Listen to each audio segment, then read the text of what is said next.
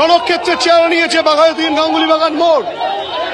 ধরপাকড়ের যে প্রক্রিয়া, সেই প্রক্রিয়া চলছে।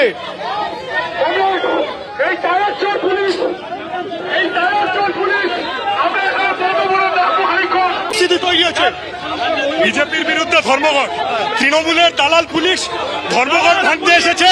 এদের চোর আর এরা টায়ার চোর। টায়ার জ্বালিয়ে বিক্ষোভ করতে দেবে না।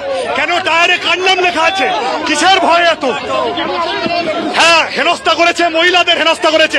আমায় হেনস্থা করেছে, আমি ভয় পাই না। পুরুষ পুলিশ মহিলাদের হেনস্থা করেছে কেন? হঠাৎ এখানে কি চুলকানি হয়ে গেল এবং তৃণমূলের পুলিশকে লেলিয়ে দিতে হলো কেন?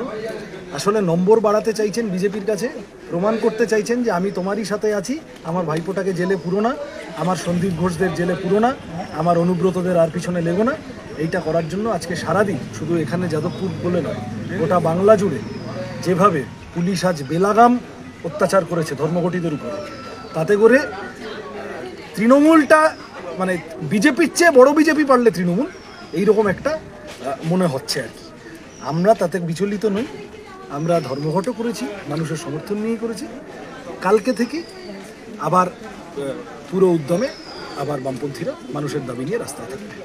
সর্ব জায়গায় তো ধর্মঘটকে কেন্দ্র করে একটা জায়গাতেও দাঁড়াতে দেয়নি। পশ্চিমবঙ্গের সমস্ত জায়গাতে, উত্তরবঙ্গ থেকে দক্ষিণবঙ্গ, ধর্মঘট নিয়ে তুমি খোঁজ নিয়ে দেখো, তুমি যেটাকে দাঁড়াতে দেয়নি বলছো, ওর মধ্যে দাঁড়িয়েও হাজার হাজার মানুষ ধর্মঘটে পার্টিসিপেট করেছেন, প্রচুর সাড়া থেকেছে এবং সেই ভয় থেকেই তো এত রকম কাণ্ড কারখানা। সুতরাং ওরা চেষ্টা করেছে ওদের মতো করে। আমার ধারণা ধর্মঘট সফল এবং মানুষের সমর্থন নিয়ে, দাবিগুলো নিয়ে আগামী দিন লড়াই করার উপাদান আমরা আজকে থেকে পেয়েছি। 26-এর ভোটের প্রভাব পড়বে? 26-এর ভোট অনেক দেরি, লড়াই আন্দোলন রোজ চলুক।